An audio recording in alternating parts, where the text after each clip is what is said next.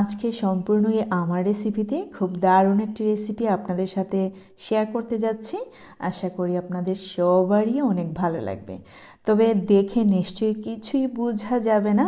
আপনারা যদি একবার হলেও টেস্ট করেন, আশা করি আমার এই ভিডিওর কমেন্ট সেকশনে কমেন্টস করতে আপনারা বাধ্য হবেন যে এই রেসিপিটা আসলেই অসাধারণ ছিল।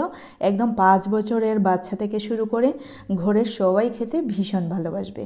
সো আশা করি বুঝতেই পারছেন আজকে শেয়ার করতে যাচ্ছি বিফ সালাদ রেসিপি। এখানে নিয়েছি প্রায় 10 টুকরোর মতো বিফ আর খুব পাতলা স্লাইস করে কেটে নিয়েছি।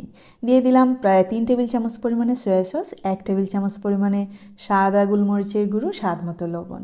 এখানে আর কিছু ইউজ করছি না, খুব ভালো করে মাখিয়ে নিচ্ছি। এই মাংসটা রেস্টে রাখার কোনো প্রয়োজন নেই, আর যদি প্রয়োজন মনে করেন অবশ্যই 10 থেকে 15 মিনিটের জন্য রেস্টে রাখতে পারেন। একটি প্যান বসিয়ে দিলাম আর দিয়ে দিচ্ছি 1/3 কাপ পরিমাণ তেল। তার চেয়েও একটু বেশি হবে। তেল অবশ্যই আপনাদের পছন্দ মতো আন্দাজ মতো দিয়ে দিতে পারেন। দিয়ে দিলাম 5টা আস্ত লাল মরিচ। ভেজে আমি তুলে নিচ্ছি। এটা কিন্তু পরে আমাদের সালাদে কাজে আসবে। তুলে নেওয়ার পরেই আমি বিফ দিয়ে দিচ্ছি। এক এক সাইড মোটামুটি আমরা 5 মিনিটের মতো করে ভেজে নেব।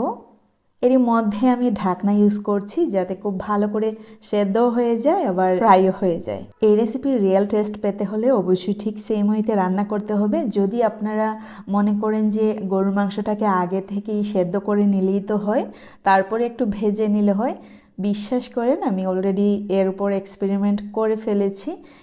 মানে খুব বেশি একটা ভালো লাগে না খেতে। তবে যদি এইরকম ওয়েতে ভেজে নেওয়া যায় অনেক সুস্বাদু হয়। আমি আগেই বললাম যে আমার ছোট বাচ্চার বয়স 5 বছর। বিশ্বাস করেন এক নিমিষেই কিন্তু আমরা 4 জনে শেষ করে ফেলেছি এই সবগুলো সালাদ। আশা করি আপনাদের কাছেও অনেক ভালো লাগবে। তো দেখতে পাচ্ছেন এক এক সাইড আমি 5 মিনিটের মতো করে ঢাকনা ইউজ করে ভেজে নিলাম। তারপরে দিয়ে দিলাম 5টি কাঁচামরিচ, 1 মুঠো পরিমাণে আদা কুচি আর প্রায় 1টি এবং আরও হাফ রসুনের কোয়া। খুব বড় ছিল রসুন, আপনারা দেখে নিশ্চয়ই বুঝতে পারছেন। তারপরে ইউজ করলাম পেঁয়াজ কুচি। দেখতে পাচ্ছেন এখানে মোট 1.5 কাপ পরিমাণে পেঁয়াজ ছিল। কিছুটা কুচি করে নেওয়া আর কিছুটা একটু বড় টুকটো করে নেওয়া। আবারও 5 মিনিটের জন্য ঢাকনা দিয়ে রেখেছিলাম। পেঁয়াজ এমনকি সব ধরনের মশলা কিন্তু অনেকটাই সফট হয়ে গিয়েছে। আর ঢাকনাটা খুলেই দিয়ে দিচ্ছি কাসুন্দি। কাসুন্দি এখানে আমি প্রায় 6 থেকে 7 টেবিল চামচের মতো ইউজ করলাম। দিয়ে দিচ্ছি হাফ কাপ পরিমাণে স্প্রিং অনিয়ন আর প্রায় 1 কাপ পরিমাণে ফুলকপি। এখন সমস্ত উপকরণ খুব ভালো করে মিশিয়ে নিচ্ছি।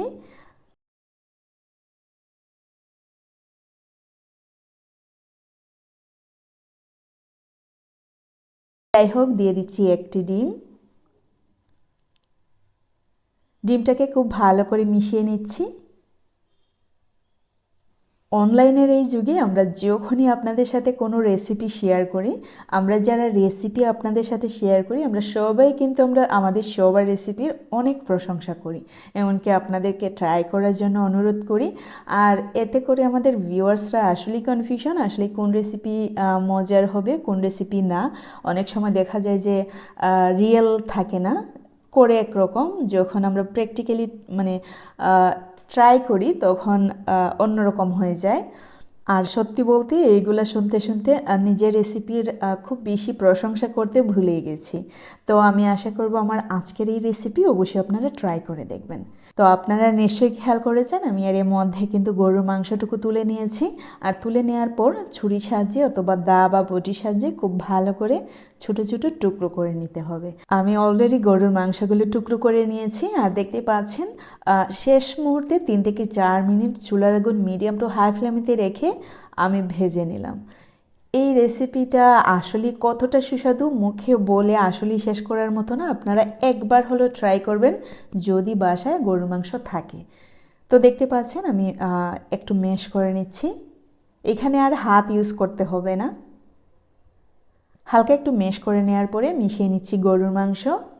যতটুকু সম্ভব গরুর মাংসটাকে একদম ছোট ছোট টুকরো করে নেবেন, তাতে করে প্রতিটি বাইটে বাইটে আপনারা গরুর মাংসটা পাবেন আর অন্য লেভেলের একটি স্বাদ ফিল করতে পারবেন। তো এরই মধ্যে দিয়ে দিলাম কিন্তু লাল মরিচ, ওই যে আস্ত লাল মরিচ আমি 5টি ভেজে নিয়েছিলাম, ওইগুলো কিন্তু আমি হাতের সাহায্যে একটু মথে নিয়েছিলাম, ওইগুলো দিয়ে দিলাম সর্ষে তেল আর ফ্রেশ ধনেপাতা কুচি। এখন একটি চামচের সাহায্যে মাখিয়ে নিচ্ছি। হয়ে গেল আমাদের বিফ সালাদ রেসিপি। আশা করি দেখে অনেকটাই সিম্পল মনে হলো, এই রেসিপি আসলেই সব রেসিপিকে একদম হার মানাবে। আমি আশা করি আপনারা একবার হলেও ট্রাই করবেন, আর যদি ট্রাই করেন আমাকে কমেন্টস করে জানাতে ভুলবেন না। আমার আজকের রেসিপি কিন্তু এই পর্যন্তই। See in the next video. Till then bye, আল্লাহ হাফেজ। সবাই ভালো থাকবেন, সুস্থ থাকবেন।